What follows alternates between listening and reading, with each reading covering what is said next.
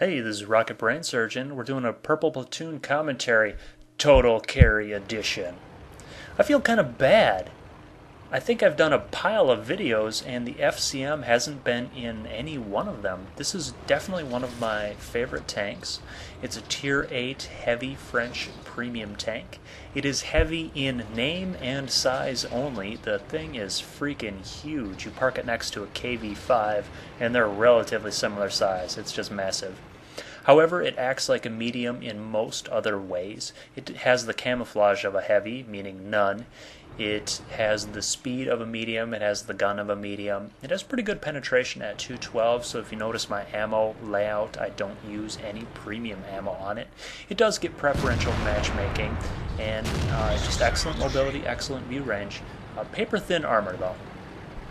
The rollout for our teammates is somewhat standard, somewhat mediocre. A couple tanks are going out to die, more or less. I'm kind of floating in here wondering what to do. Normally I go into the middle, and I eventually decide to go into the middle, but with the FCM it can be very dicey, as due to the survivability of the tank, you don't really want to be shot, as it takes a lot of module and crew damage.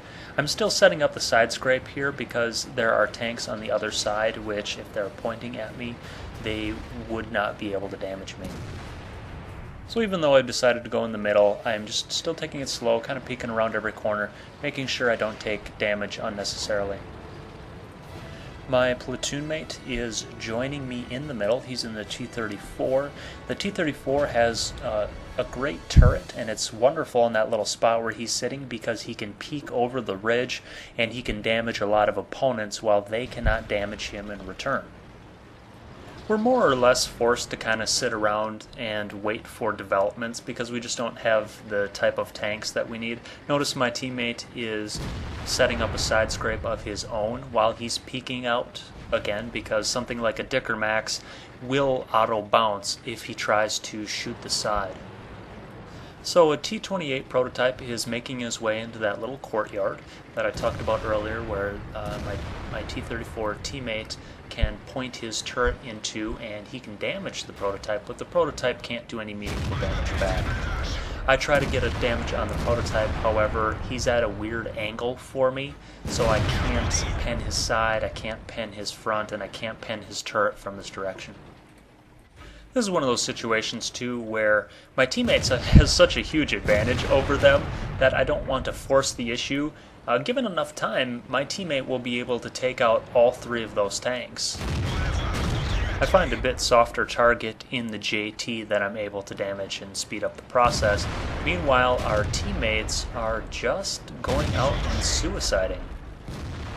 The role of FCM is typically of support fire. It's not a real mainline tank, and the T-34 is not a real mainline tank either.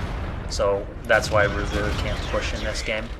Now, we're down 3-6. Some of their team is starting to get a little bit frisky as well, but the situation within this little courtyard is clarifying. Our teammates on the east flank have broken, and so now we are facing off against 5+ tanks in front of us, and it's just us two.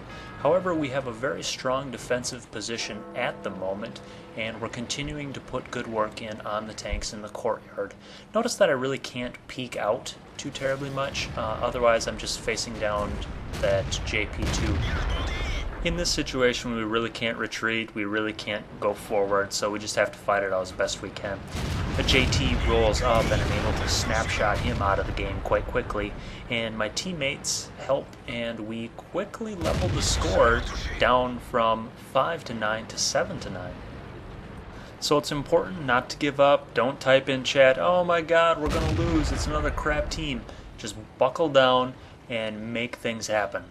Now, the other team continues to move into that little courtyard. They haven't quite seen what happened to their teammates. The JP2 sails one over me, and I try to hit his hatch, but that is unsuccessful.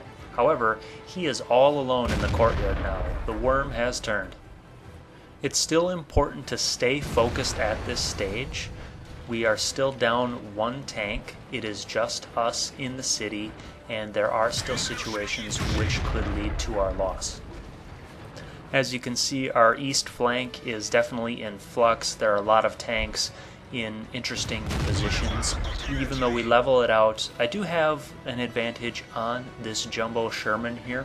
So I'm going to trade shots with him because he is going to die first because he has less HP and he has less alpha than I do.